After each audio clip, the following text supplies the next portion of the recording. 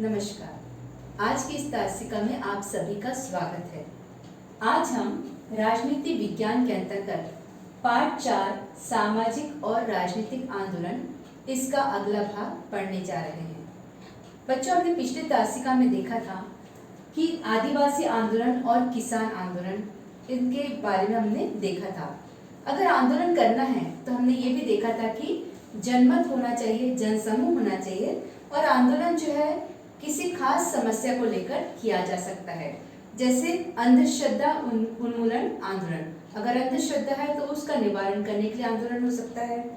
उसी प्रकार नदियों के प्रदूषण की रोकथाम, अगर प्रदूषण है, नदियां जो प्रदूषित हो रही है उसको रोकथाम करना है तो ये किसी एक व्यक्ति के हाथ का नहीं है, उसके बस का नहीं है कि एक व्यक्ति जाकर वो उस कार्य को कर सके या एक व्यक्ति जाकर लोगों को ये बात बता सके कि नदियों को प्रदूषित होने से रोकना है, और इसलिए उसको जनमत की, जो जनसमूह की आवश्यकता होती है ताकि वो आंदोलन कर सके।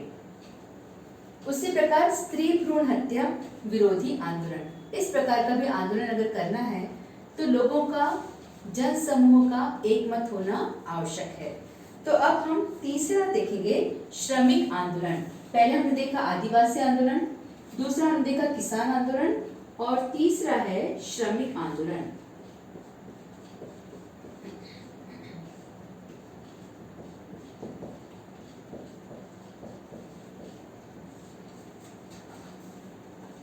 भारत के श्रमिक आंदोलन को औद्योगिकरण की पार्श्वभूमि रही है। 19वीं शताब्दी के उत्तरार्ध में भारत में कपड़ा मिलें, रेल कंपनियां जैसे उद्योगों की शुरुआत हुई। भारत जो है बहुत पहले जब शुरुआत में उन्होंने उद्योग शुरू किया तो उन्होंने कपड़ा मिलें और रेल कंपनियां जैसे उद्योगों का प्रारंभ किया था। यह 19वीं शताब्दी की बात। 1899 ईस्वी में रेल मजदूरों ने अपनी मांगों के लिए हड़ताल की थी। श्रमिकों के प्रश्न हल करने के लिए 1920 ईस्वी में व्यापक संगठन की स्थापना हुई। हमने पहले भी देखा है कि अगर कोई समस्या है तो उनसे संबंधित समस्या आगे आने के लिए, उसको बताने के लिए संगठन का होना जरूरी है।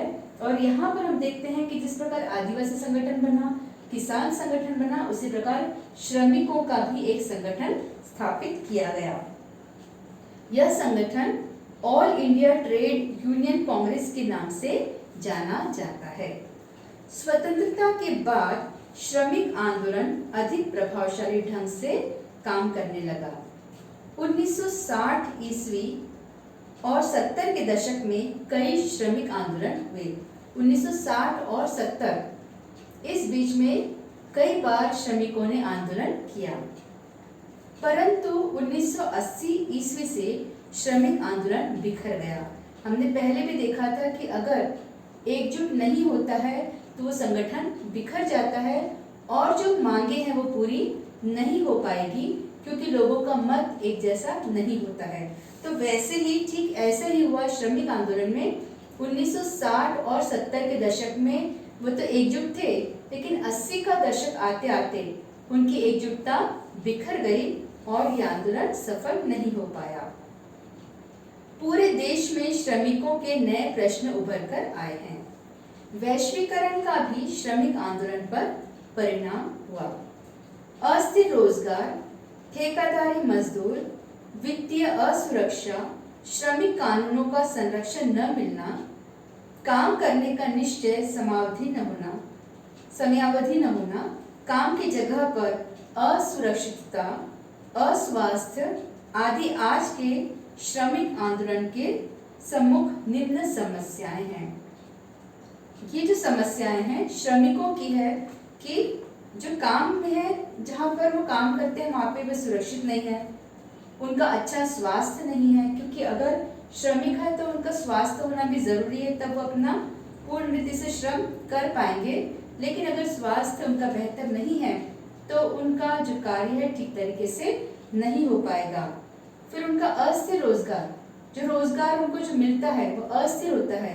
अगर कुछ दिन काम कर रहे हैं तो अगले दिन उनको काम से हटा दिया जाता है, या जब काम खत्म हो जाता है तो वहाँ मजदूरों की जरूरत नहीं पड़ती है और उनका कार्य अस्थायी रूप से होता है। अब हम देखेंगे स्त्री आंदोलन।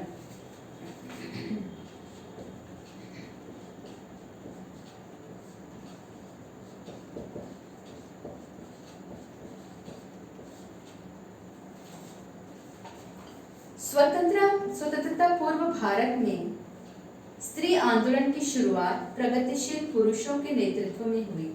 यहाँ पर हम देखते हैं कि भारत में स्त्री आंदोलन की शुरुआत, जब हम आंदोलन की बात कर रहे हैं तो हमने देखा आदिवासी आंदोलन, किसान आंदोलन, श्रमिक आंदोलन और स्त्री आंदोलन। तो जो स्त्री आंदोलन है उसकी जो शुरुआत हुई है पुरुषों के, जो प्रगतिशील पुरुष है उनके नेतृत्व में स्त्री आंदोलन की शुरुआत हुई है।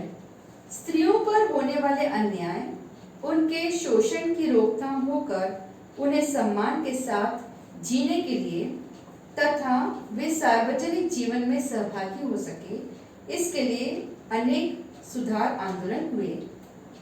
स्त्रियों का जो बहुत पहले हम देखते हैं कि स्त्रियों के सामने काफी सारी समस्या थी, समाज में उनको अच्छा स्थान प्राप्त नहीं था, उनको कोई कार्य करने की इजाजत भी नहीं थी, यहाँ तक कि शिक्षा भी वे प्राप्त नहीं कर पाती थी।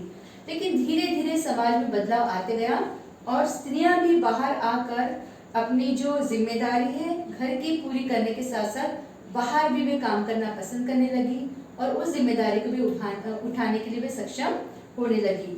तो जो उनका जो शोषण था उसकी रोकथाम या उनके साथ जो अन्याय हो रहा था उसकी रोकथाम करने के लिए कई प्रगतिशील पुरुष उनके साथ आए। ईश्वर चंद्र विद्यासागर, राजा राम मोहन रॉय, महात्मा ज्योतिराव फुले, महर्षि ढोंडो केशव कर्वे, पंडिता रमाबाई रानडे आदि की अगुवाई से सती प्रथा का विरोध, विधवा का पुनर्विवाह, स्त्री शिक्षा, बाल विवाह का विरोध, स्त्रियों को मतदान का अधिकार जैसे कई सुधार हो सके। यहाँ पे हम देखते हैं कि स्त्रियों के जो साथ है कई प्रकार से उनके पास में कोई उनको हक प्राप्त नहीं था, लेकिन जो प्रगतिशील पुरुष और एक दो महिलाएं जिनका नाम हमने अभी पढ़ा वे सामने आई ताकि स्त्रियों को सही अधिकार मिल सके। उसके अधिकारों में सती प्रथा का विरोध, पहले के जमाने में सती प्रथा चलती थी और इसका विरोध, क्योंकि परिवार जो है उनके बच्चे भी है, उनकी जिम्मेदारी कौन उठाएगा, और इसीलिए सती प्रथा का विरोध किया गया, क्योंकि जो बच्चे हैं या जो परिवार के अन्य सदस्य हैं उनकी देखभाल वे कर सके और अपने जीवन में और आगे बढ़ सके। सती प्रथा का उस समय विरोध किया गया। फिर विधवा का पुनर्विवाह, विधवा जो है उसका पुनर्विवाह की मान्यता उस समय दी गई। उस समय ये तो कठिन काम था, लेकिन फिर भी इन लोगों के प्रयास से संभव हो पाया। फिर स्त्री शिक्षा, स्त्रियों को अधिकार नहीं था कि वो बाहर जाए या फिर शिक्षित हो पाए या किसी कार्य को कर सके, लेकिन ये अधिकार भी उन्हें दिलाया गया। उसके बाद है बाल विवाह का विरोध। उस जमाने में बाल विवाह कर दिया, छोटा बच्चा जब है तो उसको समझ आने से पहले या थोड़ी समझदार हो जाती थी लड़की तो उसका विवाह कर दिया जाता था। तो ऐसे परिस्थिति में जो लड़की है उसको कोई जानकारी नहीं थी कि परिवार कैसे चलाना, और इस तरीके से उसके जो खेलने के दिन है वो नष्ट हो जाते थे और उसकी आज़ादी खत्म हो जाती थी। तो इस समय में लोगों ने, जो प्रगतिशील व्यक्ति थे, जो लोग थे जो समाज के लिए कुछ करना चाहते थे, उन्होंने बाल विवाह पर रोक लगा दिया। इसके अलावा स्त्रियों को उस जमाने में मतदान का अधिकार भी नहीं था, लेकिन आज हम देखते हैं कि ये जो रूढ़िवादी परंपरा थी वो धीरे धीरे नष्ट हो गई है और स्त्रियां आज़ाद हो गई है और आज स्त्रियां भी मतदान कर सकती है। ये अधिकार स्त्रियों को प्राप्त हो गए हैं। स्वतंत्रता के बाद भारतीय संविधान में स्त्रियों को सभी प्रकार के समान अधिकार प्राप्त किए गए। स्वतंत्रता, आजादी के बाद स्त्रियों के जो भी अधिकार थे वो उनको प्राप्त हो गए। फिर भी कई क्षेत्रों में स्त्रियों के साथ प्रत्यक्ष रूप में समानता का व्यवहार नहीं किया जाता है। हम देखते हैं कि बहुत सारे क्षेत्र हैं जहाँ पे आज भी स्त्रियों के साथ में सही व्यवहार नहीं किया जाता है। जो अधिकार उसे मिलना था उस अधिकार से आज भी वो वंचित रहती है। स्त्री स्वतंत्रता समकालीन स्त्रियों के आंदोलन का प्रमुख उद्देश्य था। स्त्री स्वतंत्रता आजादी जो थी वहां पर स्त्रियों का एक प्रमुख उद्देश्य था कि स्त्रियों को किसी प्रकार का बंधन न हो। जिस प्रकार से एक व्यक्ति आजाद होता है उस प्रकार से स्त्रियां भी आजादी से अपने कार्य को कर सके, ऐसी मान्यता रखी गई। मनुष्य के रूप में अधिकार मिले, इसके लिए वर्तमान समय में स्त्री आंदोलन हुआ था। जिस प्रकार पुरुष एक मनुष्य है, उसको जो अधिकार है, स्त्री भी एक मनुष्य है, उसको भी वैसे अधिकार मिलना चाहिए। इस तरीके के आंदोलन के द्वारा ये बताया गया कि स्त्रियां भी जो है इंसान है और उसको भी इंसानों जैसा ही व्यवहार करके उसको वो अधिकार वो मान्यता मिलना चाहिए। स्त्री स्वतंत्रता यह भी इसके पीछे एक उद्देश्य था। इस आंदोलन स्त्री आंदोलन का उद्देश्य ये था कि स्त्रियों को भी आजादी मिलना चाहिए। भारत में भ्रष्टाचार, जाति व्यवस्था का विरोध, कट्टर धार्मिकता का विरोध जैसी समस्याओं के विरोध में आंदोलन की शुरुआत हुई। भारत में जाति व्यवस्था का विरोध, भ्रष्टाचार का विरोध, कट्टर धार्मिकता, ये सब चीजें भारत में थी और इसका विरोध होने के लिए ही आंदोलन किए गए। इन आंदोलनों में स्त्रियां बड़े पैमाने में सहभागी हुई। हम देखते हैं कि पहले तो स्त्रियां नहीं निकल रही थी, लेकिन जो आंदोलन हुए उस आंदोलन में स्त्रियों ने बहुत बढ़ चढ़कर हिस्सा लिया। इनके द्वारा स्त्रियों को अपने पर होने वाले अन्याय का बोध हुआ। स्त्रियों के नेतृत्व में स्त्री आंदोलन की शुरुआत हुई। अब हम देखते हैं कि स्त्रियां जो है सजग हो गई, जागरूक हो गई और जो अन्याय उन पर हो रहा था अब उनकी समझ में आ गया कि हम स्त्रियों पर अन्याय हो रहा है और इसीलिए जो स्त्रियां हैं इस आंदोलन को चलाने के लिए स्त्रियां ने ही आगे कदम बढ़ाया। जो स्त्रियां हैं उनका साथ उनको प्राप्त हुआ। भारतीय स्त्री आंदोलन में एकता नहीं है, परंतु स्त्री संगठन, स्त्री स्वास्थ्य, उनकी सामाजिक सुरक्षा, उनकी आर्थिक आत्मनिर्भरता और सक्षमीकरण जैसे विभिन्न मुद्दों पर विविध स्तरों पर कार्य कर रहे हैं। स्त्री शिक्षा और मनुष्य के रूप में दर्जा तथा प्रतिष्ठा प्राप्त करने का आग्रह, यही स्त्री आंदोलन के सामने आज बड़ी चुनौती है। जो स्त्रियां हैं मनुष्य के रूप में दर्जा, स्त्रियां कुछ नहीं चाह रही है, सिर्फ इतना कि उनका जो दर्जा है एक मनुष्य के जैसा हो और वे आग्रह करती है कि उस दर्जे के अनुसार उनको प्रतिष्ठा भी प्राप्त होना चाहिए। यह आग्रह स्त्री आंदोलन के लिए ही उद्देश्य बन गया। अब हम देखते हैं पर्यावरण आंदोलन। पांचवा प्रकार हम पढ़ेंगे।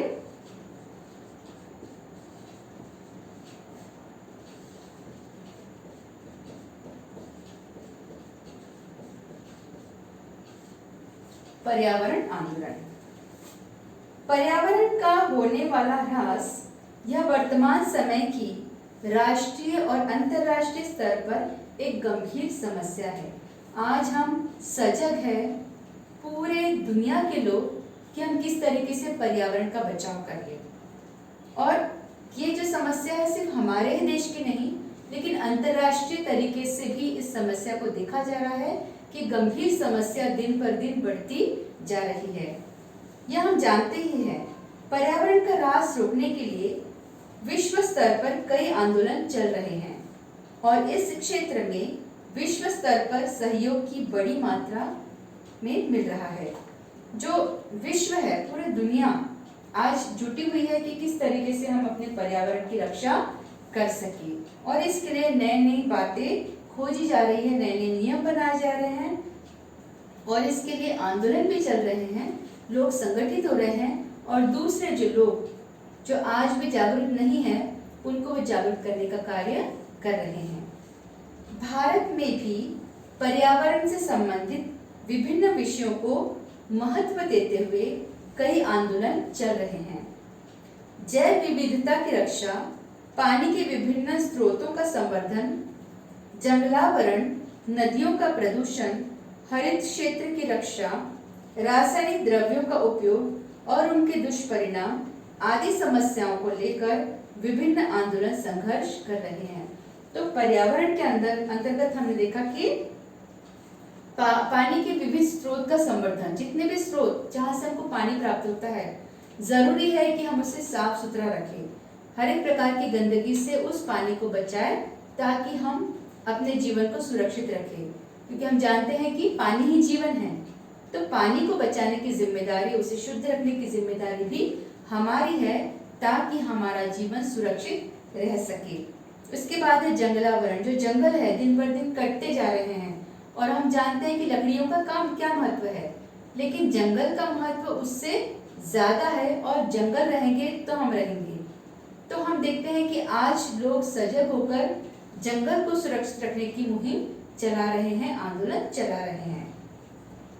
फिर उसी प्रकार नदियों का प्रदूषण, जो बहती नदियां हैं, जो पानी है, उसको स्वच्छ रखना है और उसको बचाए रखना है, ताकि हमारा आने वाला जीवन भी जो पानी पर निर्भर है वो बचा रहे, और हम नदियों के द्वारा जो प्रदूषण हो रहा है नदियों में, उस प्रदूषण को हम रोक सके।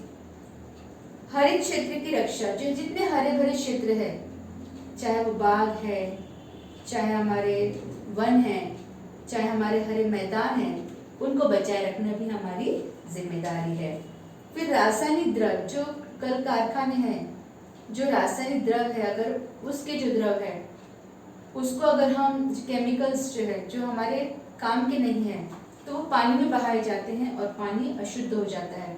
तो इसके लिए मुहिम चलाई गई है कि उसका कुछ और इंतजाम किया जाए, क्योंकि हर एक समस्या का हल तो होता ही है, तो उसको हल किया जाए, ताकि हमारे आने वाली पीढ़ी इस प्रदूषण भरे वातावरण से मुक्त होने पाए। और अगर हम इस कदम को अभी चला लेते हैं, अगर हम आगे बढ़ते हैं इस कदम को लेकर, इस समस्या को लेकर अगर हम अभी आज सजग होते हैं, तो हमारी आने वाली पीढ़ी सुरक्षित रह सकती है। अब हम देखेंगे उपभोक्ता आंदोलन, छठवां प्रकार।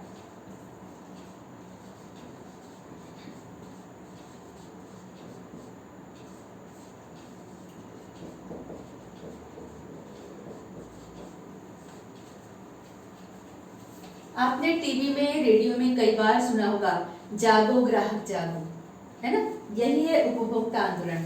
हमको जागना है, ग्राहक होने के नाते हमको जागना है कि हम जो ले रहे हैं उसका सही दाम हमें मिल रहा है नहीं, और हमको जागना है कि किस तरीके से हम अपनी खरीदारी कर सके। 1986 ईस्वी में उपभोक्ता संरक्षण अधिनियम अस्तित्व में आया। तत्पश्चात उपभोक्ता आंदोलन का उदय हुआ। इस आंदोलन का उद्देश्य बड़ा व्यापक है। समाज का प्रत्येक घटक उपभोक्ता होता है ना? समाज का प्रत्येक घटक लेन देन करता है। हम कुछ ना कुछ चीज खरीदते हैं, और कोई ना कोई चीज उसको जो दूसरा इंसान है वो बेच रहा है, बेचने वाला इंसान भी कहीं ना कहीं कोई चीज खरीद रहा है। तो समाज के हर लोग उपभोक्ता है, खरीदना और बेचना, आयात और निर्यात उनमें चलता ही रहता है। वित्त व्यवस्था और समाज व्यवस्था में होने वाले बदलावों का प्रभाव उपभोक्ताओं पर पड़ता है। जो वित्त व्यवस्था है उसका जो प्रभाव है वो लोगों पर पड़ता है। देखते टैक्स निर्धारित किया जाता है कि इन चीजों पर कितना टैक्स देना है, कितना कर देना है, और उसका जो दबाव है वो सामान्य जनता पर पड़ता ही है।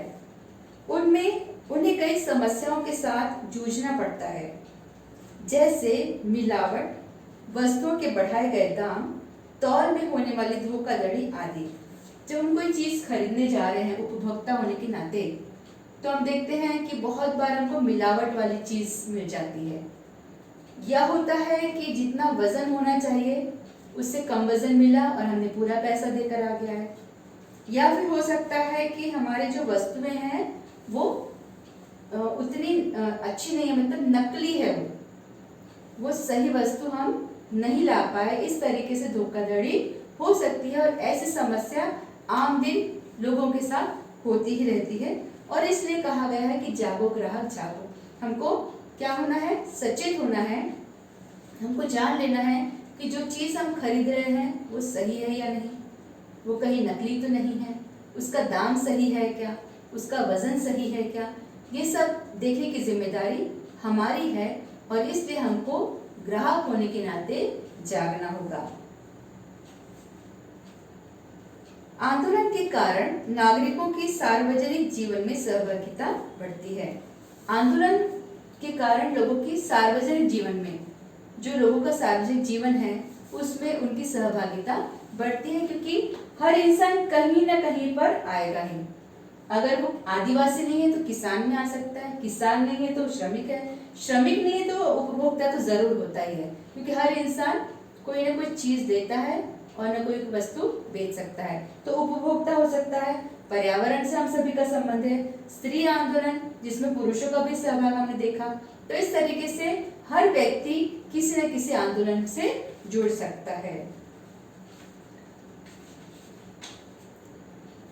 1980 ईस्वी के बाद जो आंदोलन हुए उन्हें नव सामाजिक आंदोलन कहा जाता है, क्योंकि उनका स्वरूप पूर्ववर्ती आंदोलन से भिन्न है। जो आंदोलन पहले होते थे उसके स्वरूप में बिल्कुल भिन्न था। 1980 के बाद जितने भी आंदोलन हुए उनका स्वरूप बदल गया और इसलिए उसका नाम दिया गया नव सामाजिक आंदोलन। ये आंदोलन अधिकाधिक विषयनिष्ठ होने लगे हैं, अर्थात प्रत्येक विषय को लेकर जन आंदोलन बनाए जा रहे हैं। जो जुड़े हुए समस्या से जुड़ी है, अगर वो किसान है तो किसान आंदोलन में शामिल हो जाएगा, अगर वो स्त्री है तो स्त्री आंदोलन में शामिल हो जाएगी, पर्यावरण से संबंध रखने वाले पर्यावरण आंदोलन में। तो हर व्यक्ति किसी न किसी आंदोलन में शामिल हो रहा है, लेकिन पहले जैसा इसका स्वरूप अब नहीं है। अगले पाठ में हम लोकतंत्र के प्रमुख जो सम्मुख उपस्थित चुनौतियां हैं उसका अध्ययन हम करने वाले हैं। और इसके पहले इस पाठ को खत्म करने से पहले एक बार हम देख लेंगे कि सामाजिक और राजनीतिक आंदोलन के अंतर्गत आज हमने पढ़ा है आदिवासी आंदोलन, जहाँ पे आदिवासी संगठित हुए और उन्होंने अपनी समस्याओं का निवारण करने की कोशिश की। जो वन संपत्ति है आदिवासी चाहते हैं कि वो अधिकार उनको मिल जाए। किसान आंदोलन के तहत हमने देखा कि किसान जो है चाहते हैं कि जो जमीन है वो हमारी हो और जो टैक्स है वो किसानों से हटा दिया जाए। इसमें निर्धन किसान और संपन्न किसान और उनके बीच में जो मत नहीं हो पाए, इसके कारण मैंने देखा कि किसान आंदोलन एकजुट नहीं हो पाया है। फिर श्रमिक आंदोलन, वो कहते हैं कि जो श्रम हम करते हैं लेकिन वो अस्थायी होता है, लेकिन उनको उसकी जो भरपाई है वो मिलना चाहिए। स्त्री आंदोलन के अंतर्गत स्त्रियां चाहती है कि उन्हें स्त्रियों जैसा अधिकार मिलना चाहिए और जो अधिकार सभी के पास है वो स्त्रियों के पास भी हो सके। पर्यावरण आंदोलन के अंतर्गत हमने देखा कि जो लोग हैं पर्यावरण को सुरक्षित रखने की कोशिश में जुटे हुए, चाहे वो जल हो, चाहे वो वायु प्रदूषण हो, किसी भी तरीके से कल कारखानों से जो प्रदूषण हो रहा है उससे भी मुक्त होने पाए। इसके बाद उपभोक्ता आंदोलन की हम कोई चीज अगर खरीदते हैं तो किसी प्रकार से धोखाधड़ी हम में ना हो, या फिर किसी प्रकार से ज्यादा टैक्स न लगाया जाए, या किसी प्रकार से नकली माल हमारे हाथ में न आए। तो इस तरीके से लोग जो है आंदोलन करते हैं और उस आंदोलन में शामिल होते हैं और ये सार्वजनिक हो गया है। सार्वजनिक मतलब लोग आज जागरूक हो गए हैं कि हम अपने हक को प्राप्त करके ही रहेंगे। तो आज के पाठ में बस इतना ही, लेकिन इस पाठ को खत्म करने से पहले आपको एक स्वाध्याय करना है। बच्चों, आपको टिप्पणी लिखना है। स्त्री आंदोलन, इस पर आप टिप्पणी लिखोगे, और पर्यावरण आंदोलन, इन दो विषयों पर आपको टिप्पणी लिखना है। तो आज की तासिका में बस इतना ही। अगले पाठ के साथ हम अगली मुलाकात करेंगे। धन्यवाद।